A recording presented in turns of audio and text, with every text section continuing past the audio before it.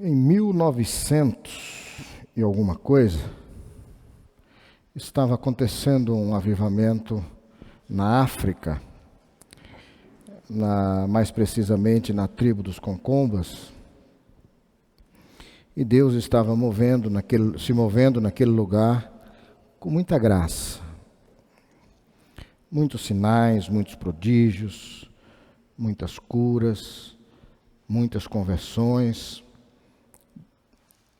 Era um tempo da presença bem próxima de Deus no meio do seu povo. Naquele período tinha um ministério aqui na nossa nação, chamado Vinde, que trouxe ao Brasil alguns pastores daquela região, naquele período do avivamento ali entre os Concombas. E eu me lembro que um dos pastores que veio para cá, o pastor Thomas Mapanga, seria o preletor oficial naquele evento. E como de fato ele pregou todas as noites, foram 4 noites. Nós saímos da cidade de João Dourado numa caravana de 3 ônibus. Nós saímos com 120 pessoas de João Dourado para esse congresso que se deu na cidade de Fortaleza, no Ceará. A expectativa de cada um de nós, ao sairmos de João Dourado, era ouvir alguém que estava vindo de uma região onde Deus estava se movendo, ouvir alguém que estava sendo um instrumento de Deus naquele lugar, para o mover do Espírito de Deus naquela região. E a nossa expectativa profunda era que Deus nos abençoasse significativamente. Eu só lembro de uma frase que aquele pregador falou. Ele abriu o seu sermão na primeira noite, falando essa frase. Durante o sermão ele parava o sermão e repetiu essa frase dezenas de vezes. Nos 4 sermões que ele pregou, nas 4 noites subsequentes, todas as 4 ele fez a mesma coisa.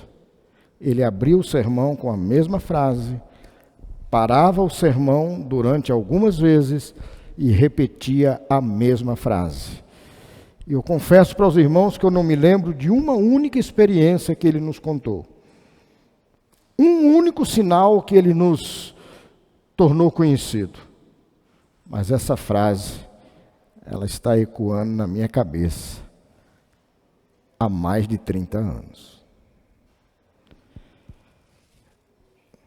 Ele falava com o sotaque de um português de Portugal. Senhores pastores, favor santificar vossas vidas.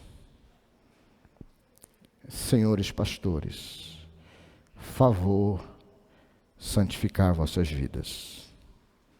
E ele repetiu isso 4 noites seguidas. Isso está na minha cabeça há 30 anos. Senhores pastores, senhores presbíteros, senhores diáconos, povo de Deus, favor santificar vossas vidas. Nós somos ensinados que o que nos afasta de Deus é o pecado. E é um ensinamento bíblico. De fato, o pecado nos afasta de Deus. No entanto, a mesma Bíblia que diz que o pecado nos afasta de Deus, ela nos apresenta situações, momentos, conquistas, que não são pecaminosas, mas que de igual forma ao pecado nos afastam de Deus. não é só o pecado que nos distancia de Deus. Tem coisas que são legítimas, verdadeiras, agradáveis, que nos separam de Deus. Jesus conta uma parábola chamada Grande Ceia. Um senhor resolve fazer um encontro e prepara uma grande ceia. A mesa está posta, preparada, e ele manda chamar os convidados. O primeiro convidado diz ao mensageiro do Senhor: que legal. Palavras minhas. Que legal. Que bom que o nosso Senhor preparou essa mesa. Poxa, vai ser um encontro maravilhoso. Como eu gostaria de estar lá. Mas eu não posso. Eu comprei um campo. E eu preciso cuidar do campo. Por favor, peça ao meu Senhor que não leve em consideração a minha ausência. Mas me perdoe, eu não vou poder ir. Aquele enviado do Senhor procura o segundo convidado. O segundo convidado diz: aleluia, glória a Deus, que coisa boa, vai ser um encontro maravilhoso. Eu sei que o nosso Senhor preparou algo especial para os que estiverem presentes. Mas eu não vou poder ir. Eu comprei 5 juntas de bois. Por favor, olha, por favor, diga diretamente ao meu Senhor para me perdoar. Eu não vou poder ir.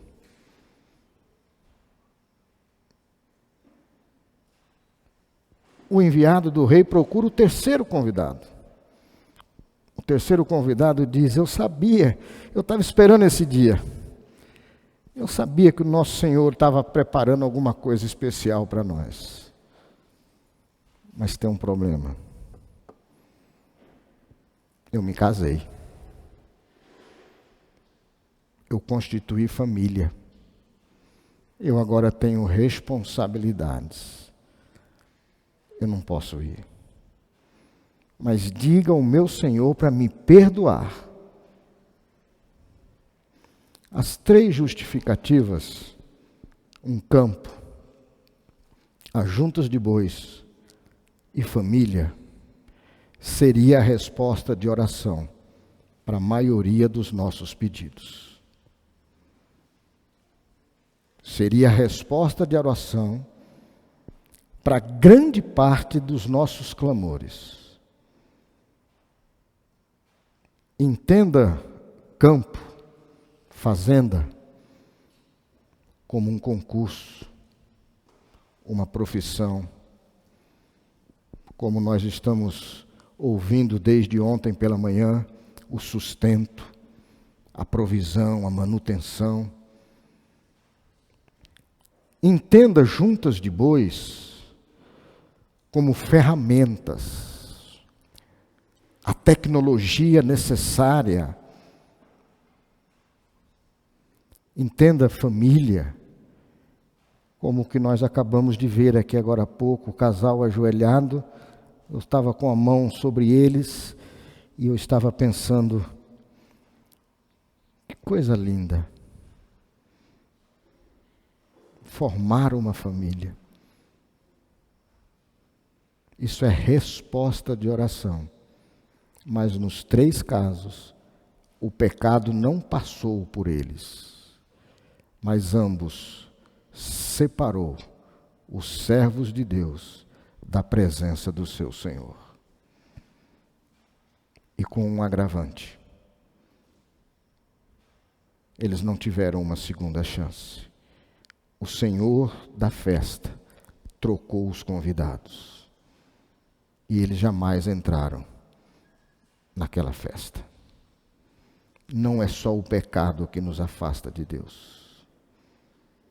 Tenhamos cuidado, queridos. Conforme nós conduzimos as nossas vidas, nós podemos fazer com que estejamos perto ou longe do nosso Senhor. Deus abençoe a cada um de nós. Nós estamos em Lucas 24, caminhando com Jesus.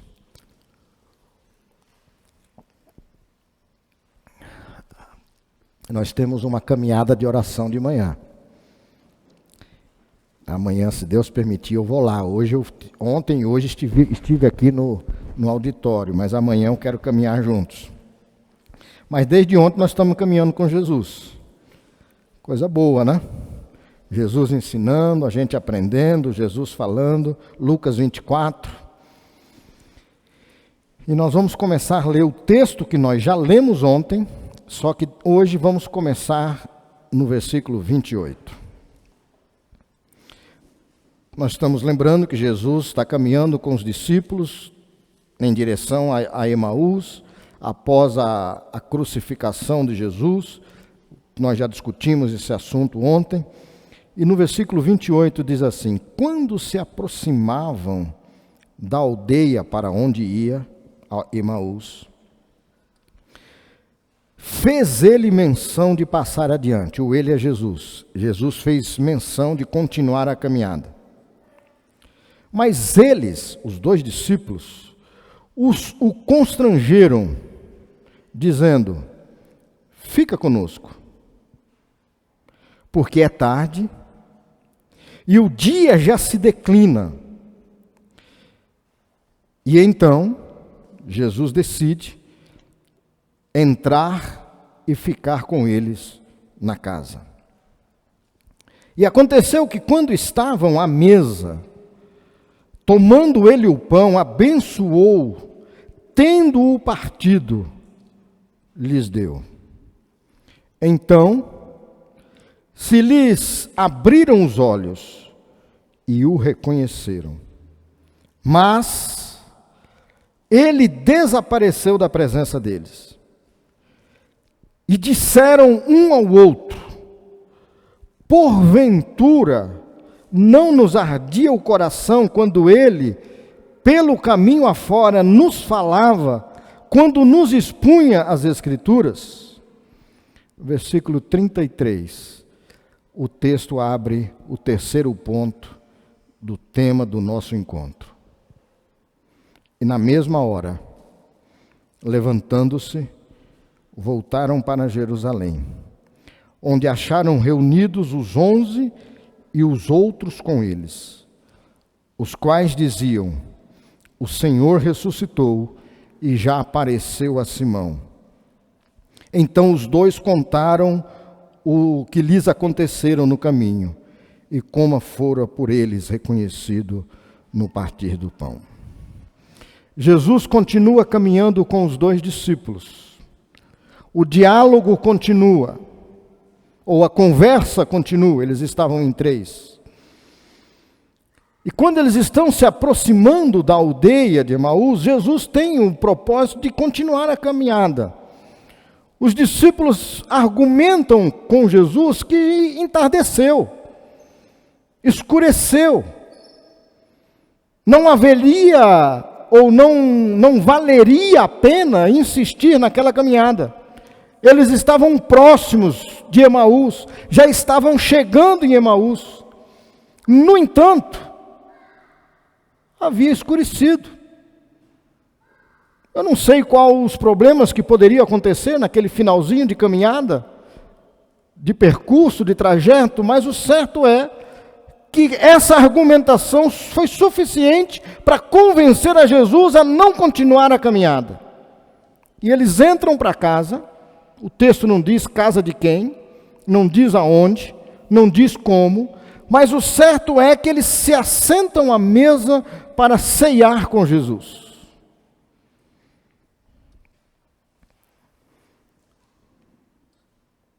Jesus dá-nos entender o texto que ele tinha um modo peculiar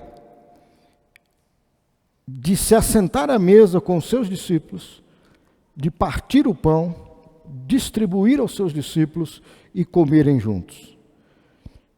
Porque aquele que estava caminhando com os discípulos só precisou fazer isso uma vez.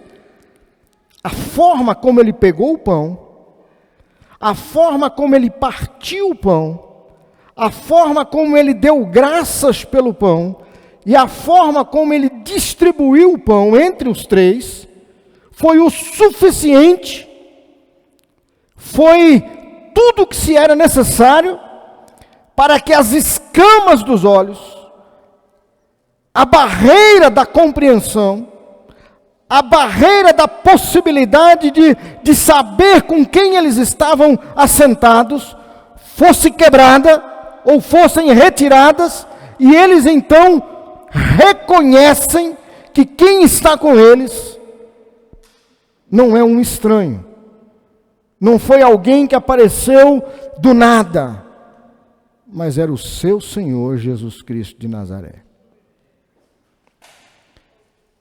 Preste atenção, queridos. Quando eles percebem que estavam na presença de Jesus, Jesus desaparece. Quando eles percebem que o seu Senhor estava presente, e era Ele que havia ressuscitado, eles não têm o privilégio, o prazer, a alegria de continuar nesse encontro. Jesus sai da presença deles.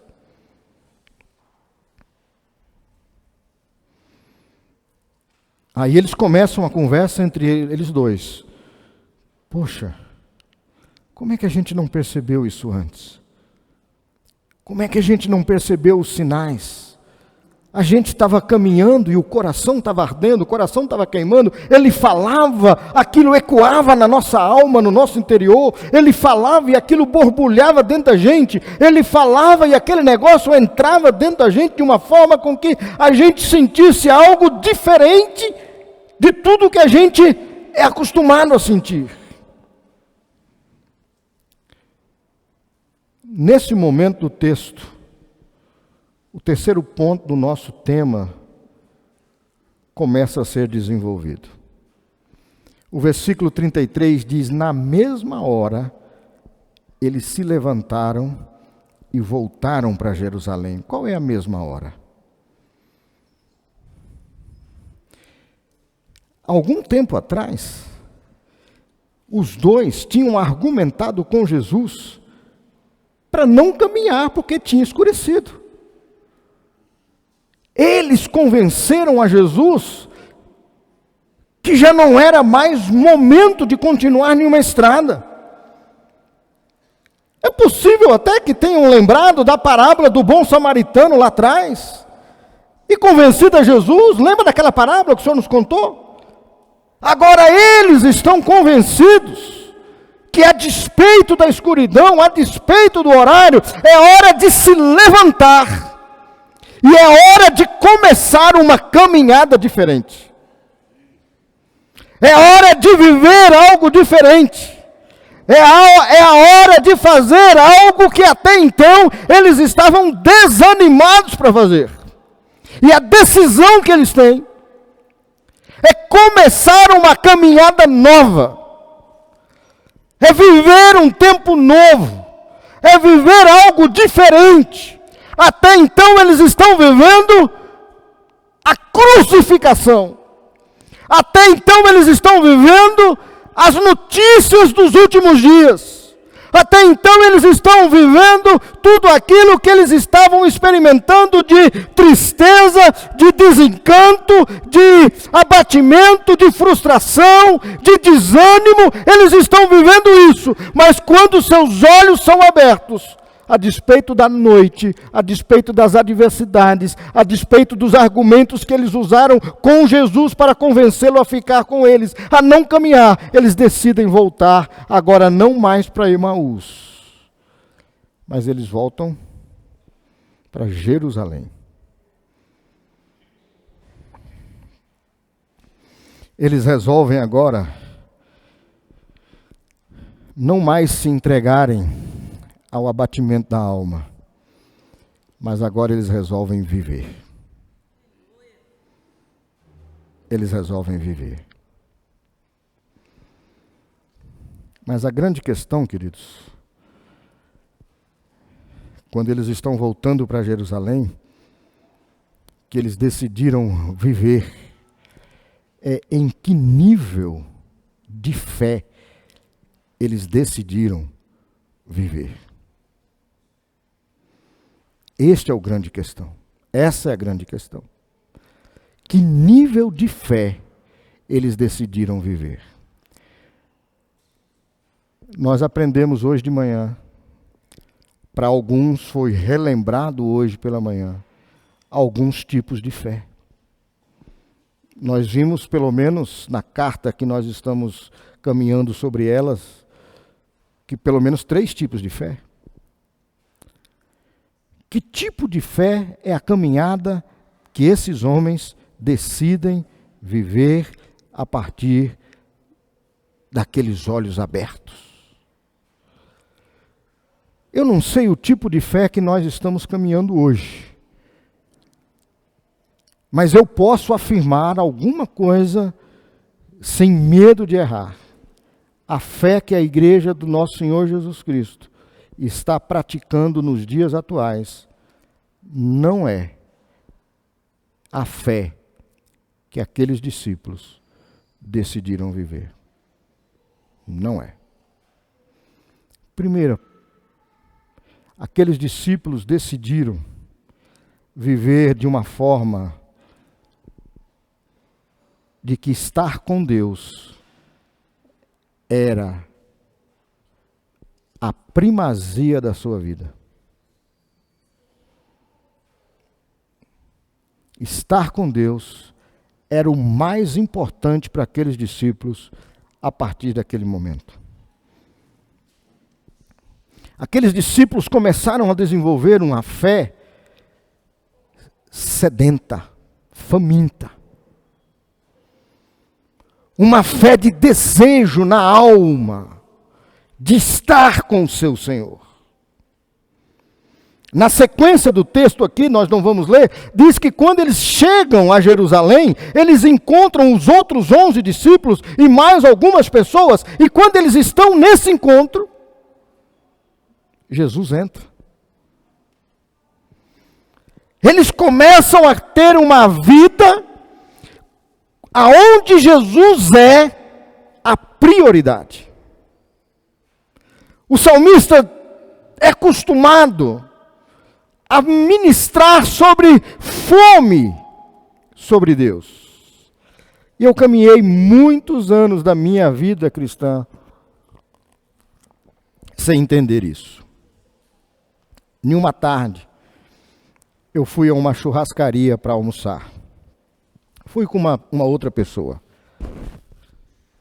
Quando nós chegamos à churrascaria, tinha uma pessoa sentada na calçada. E eu olhei para aquela pessoa, eu percebi que ele estava com fome. Eu perguntei para ele, você está com fome? Ele disse, estou. Você quer comer? Ele disse, quero. Você aceita que eu traga um prato de comida para você? Ele disse, aceito. Eu fui lá e pedi aos serventes da churrascaria que preparassem uma marmita. E eu pedi, façam uma marmita generosa. Uma marmita que possa atender à necessidade de um homem que está com muita fome.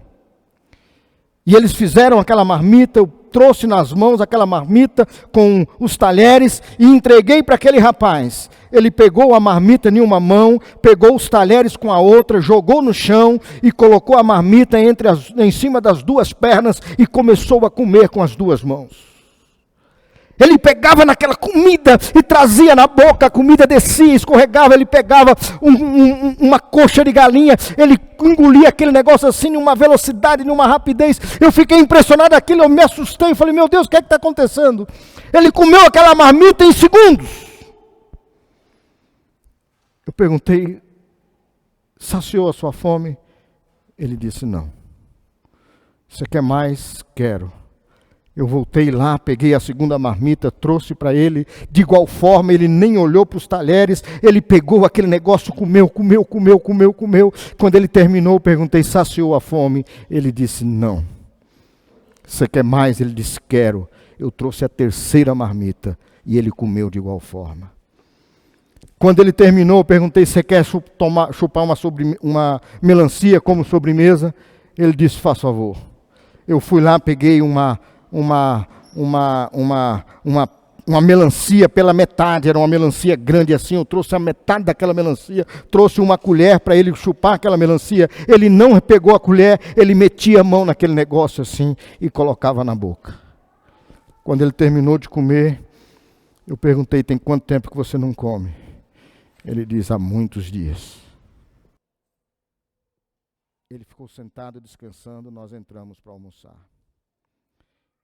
Quando eu sentei na mesa, o companheiro que estava comigo me perguntou: e aí, Paulo, você está com fome?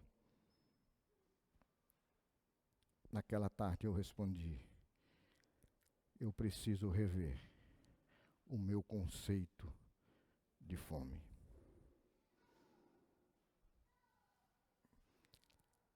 Eu acho que a igreja do nosso Senhor Jesus Cristo precisa rever o seu conceito de fome de Deus.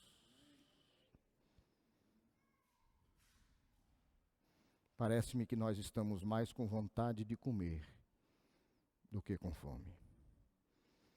Porque vontade de comer é quando você sacia, você se alegra, você aprecia o que está comendo, você escolhe o que vai comer, você tem preferências.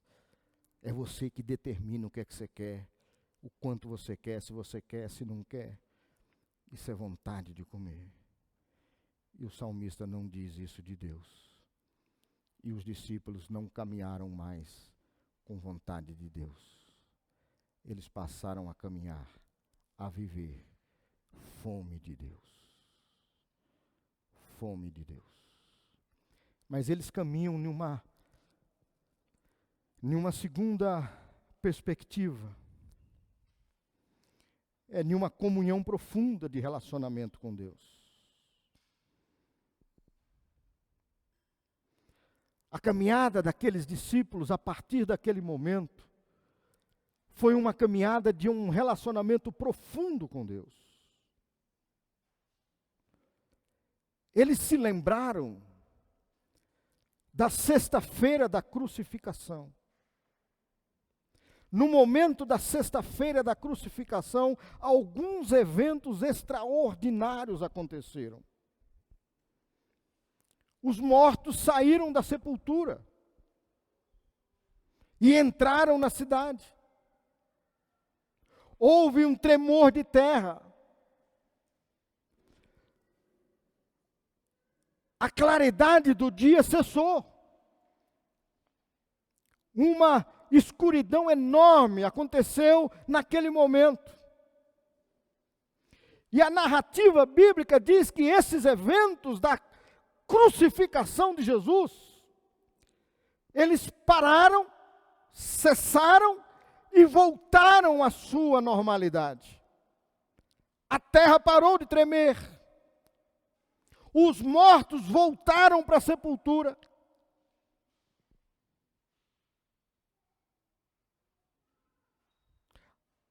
O dia voltou a clarear.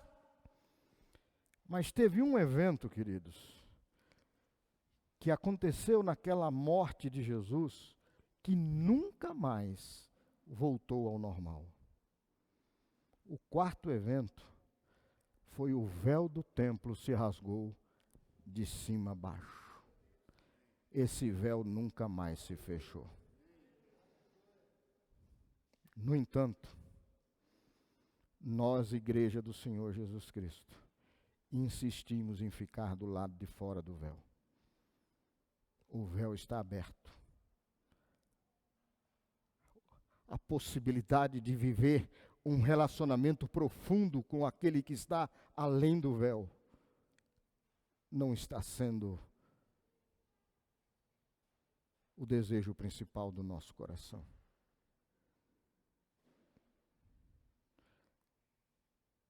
Se nós não entendermos o que aqueles discípulos entenderam, que a partir daquele momento a forma de se relacionar com Deus já não era mais do lado de fora da tenda da congregação, aonde só o sacerdote entra, aonde só o profeta entra, aonde só um escolhido entra, mas agora o véu está rasgado, agora o véu está aberto, agora não precisamos mais do papel sacerdotal sobre nós, agora nós, eu e você, temos acesso à comunhão, a experimentarmos uma vida de um relacionamento de profundo significado com aquele que está além do véu. O véu nunca mais se fechou e nunca se fechará.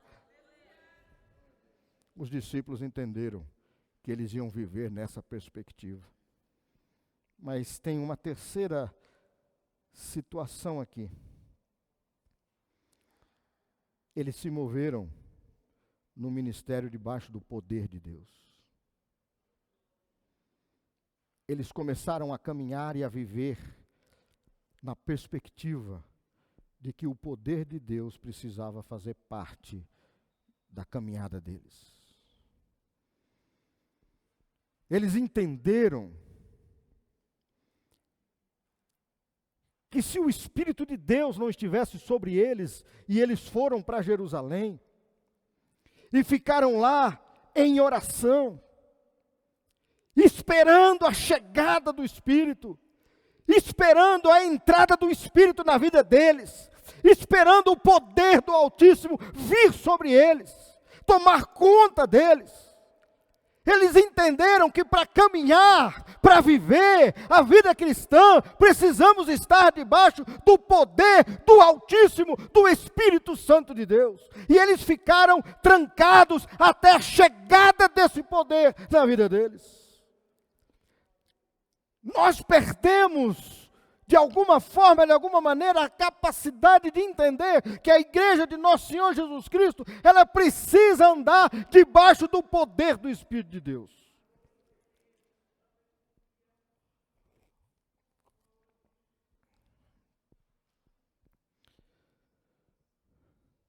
Pedro é uma figura diferente dos outros no colégio apostólico. Mas Pedro tinha algumas coisas que devem chamar a nossa atenção. Os discípulos estão dentro de um barco, Jesus está lá fora, exercendo a sua vida pessoal de oração, e de repente Jesus resolve vir para o barco, aonde os discípulos estavam. E a narrativa bíblica diz que quando Jesus está se aproximando do barco, acontece um vento, um mover diferente nas águas, e as águas começam a ficar agitadas, e o barco começa a balançar, e Jesus vem caminhando sobre as águas. E quando Jesus se aproxima, os discípulos olham para aquele clarão que está aparecendo ali no meio da escuridão, e eles pensam que é um fantasma. E aquele suposto fantasma continua se aproximando até que eles percebem que quem está vindo ali é Jesus. Pedro então diz: Senhor, se é tu mesmo que está aí, que está vindo, me faz andar até onde o Senhor está aí. Jesus diz: venha. E o texto diz que Pedro sai do barco e caminha até Jesus. Quando Pedro se aproxima de Jesus, Pedro começa a olhar para as águas que estão revoltas e ele tem medo no coração. E ele começa a afundar. E Pedro grita: Senhor, socorre-me. Nós somos acostumados a olhar para esse texto apenas da perspectiva do medo de Pedro. Mas eu queria trazer uma perspectiva diferente para nós nessa noite. Quando Pedro diz, Senhor, socorre-me,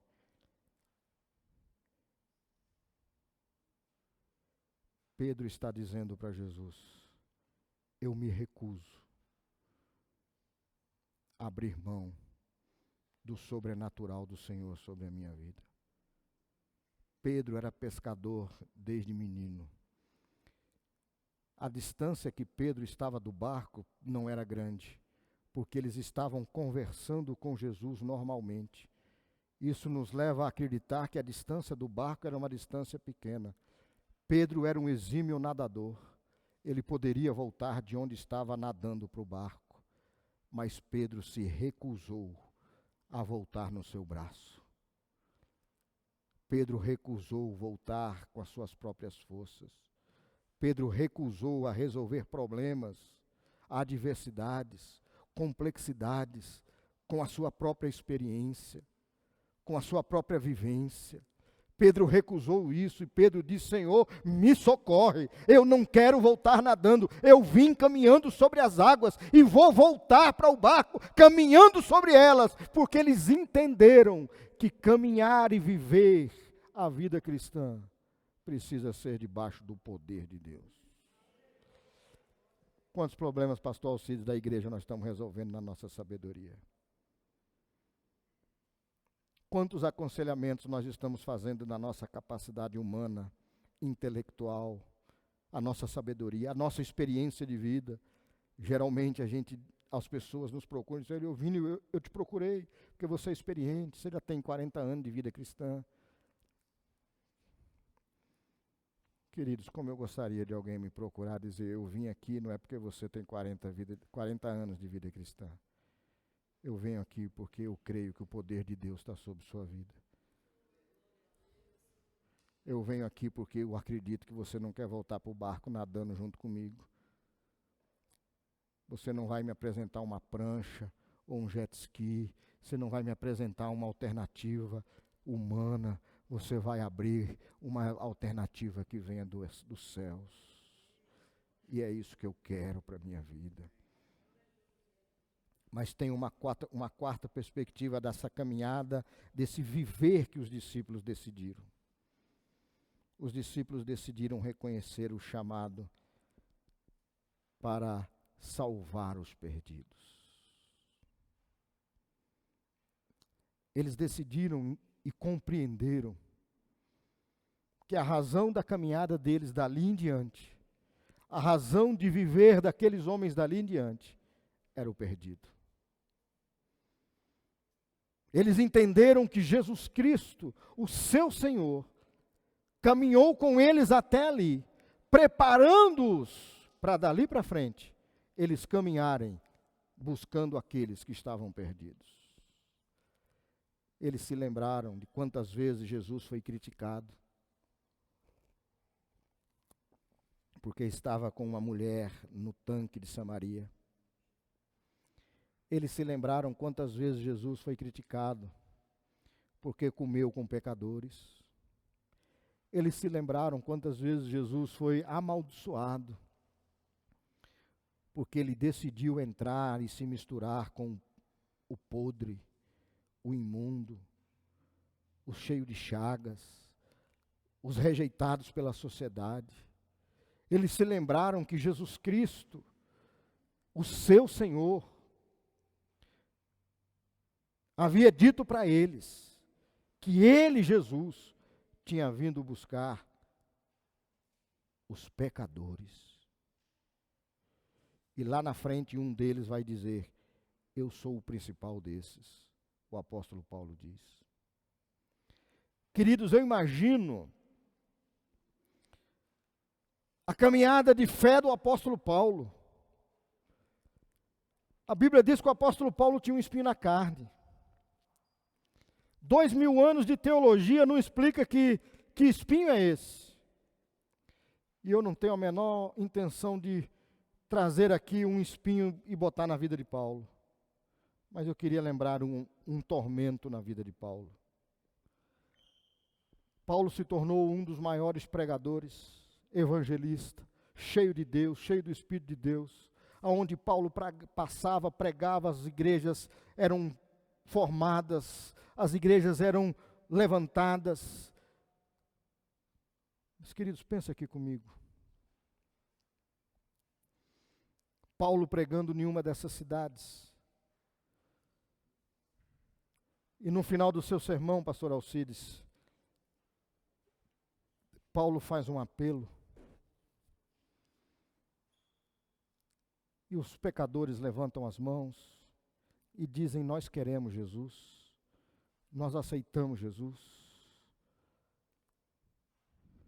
E de repente,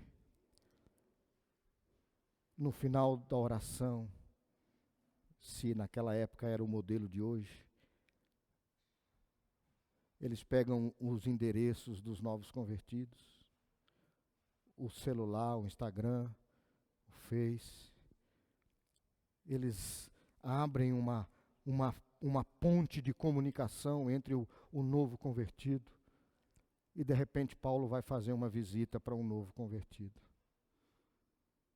E Paulo bate na porta e entra. E Paulo diz: quem é você? Aquele rapaz de 17 anos, que levantou a mão, que foi à frente, que aceitou Jesus. Ele olha para Paulo e diz assim: eu sou neto daquele que o Senhor matou algum tempo atrás. O senhor lembra daquela casa que o senhor entrou? O senhor matou o pai, o senhor matou a mãe, o senhor matou as crianças, e tinha um menininho que saiu correndo pela porta do fundo, e o exército que estava debaixo da sua ordem não conseguiu pegar. Aquele menininho sou eu. Eu não sei qual é o espinho da carne de Paulo, mas eu imagino a dor da alma daquele homem.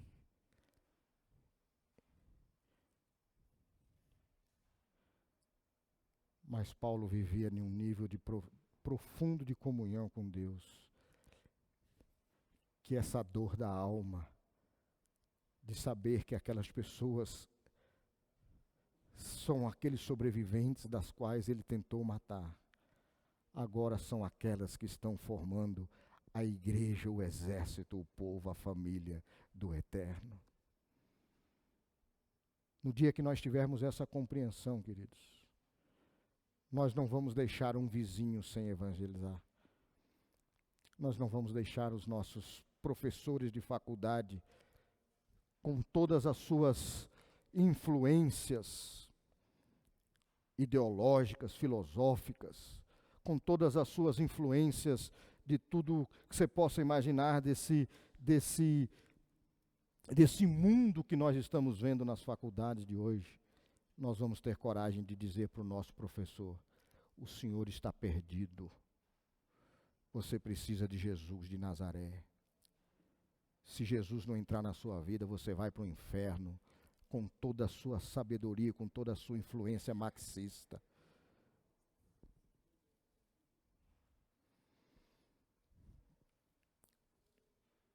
O mundo está sedento, queridos. E nós precisamos saciar a sede do mundo. Por conta do horário, eu vou terminar contando uma história.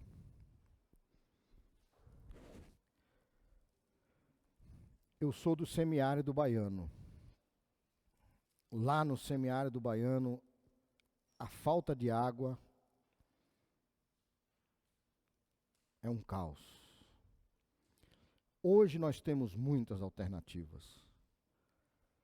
Mas há 60, 70, 80 anos atrás, a água era mais valioso do que qualquer coisa que você possa imaginar no Nordeste.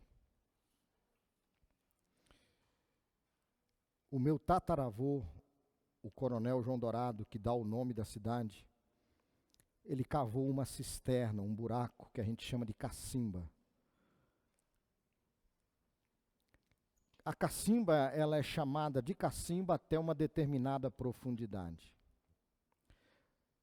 De uma profundidade em diante, ela passa a ser chamada de cacimbão. E ele abriu um cacimbão de 20 metros de profundidade. Um pouquinho mais de 20. Tinha um diâmetro não mais do que 4, 5 metros a boca daquele buraco. Ali dentro minava uma aguinha que demorava aproximadamente 20 minutos para encher uma lata de água de 20 litros. Para descer naquele cacimbão, poucas pessoas tinham coragem de descer ali. Lá embaixo era muito escuro, sem nenhum tipo de segurança, nenhum aparato de segurança para quem descia. Descer ali era arriscar a própria vida. E minha mãe tinha 9, 10 anos de idade. Ela descia naquele buraco. Minha mãe sempre gostou de subir e descer em buraco, em árvore. Minha mãe tem 90 anos de idade, completou agora no dia 21 de janeiro. 90 anos de idade. De vez em quando ela some. E minha irmã liga, mãe sumiu. Aí, quando a gente começa a procurar, ela está em cima da caixa d'água, lavando a caixa. Um dia desses, ela subiu no pé de manga, ela chegou no pé de manga e falou com um bisneto de 13 anos de idade, sobe lá e vai tirando as mangas e jogando que eu vou aparando aqui embaixo. O bisneto disse, vó, bisa, eu não dou conta de subir aí. Ela disse, então você fica embaixo que eu subo. E o bisneto ficou embaixo e ela subiu, ela ia tirando as mangas e ia jogando. 90 anos de idade. Com 10 ela desceu no buraco. Ela pegava uma cuia.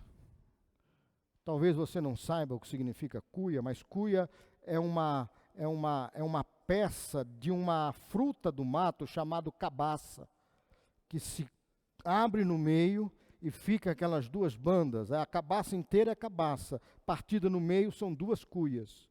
Ela pegava uma cuia dessa e descia naquele buraco e ficava lá embaixo. A água minava 1 litro por minuto. Conforme minava um pouquinho de água, ela passava a cuia naquela água minada e jogava na lata. Ela passava a cuia naquela água minada e jogava na lata. Dali um tempo ela gritava, pode puxar que a lata está cheia. Quem estava lá em cima puxava a corda com a lata numa corda e entregava para uma família e descia uma lata vazia. Um dia desse eu perguntei, mãe, a senhora não tinha medo de descer naquele buraco? Ela disse, Paulo, eu descia morrendo de medo. Eu digo, por que a senhora fazia isso, mãe? Com 10 anos descer naquele buraco. Ela disse, Paulo, eu sei o que é uma família sem água. O que é uma criança chorando por uma mamadeira e a mãe não ter água para fazer a comida da criança. Os discípulos entenderam que a forma de viver que eles precisavam desenvolver, mesmo com todos os riscos, com exceção de um, todos morreram para salvar, para alimentar, para trazer esperança ao sedento.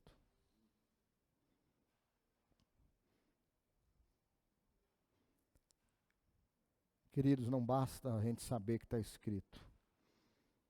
Não basta a gente crer no que está escrito.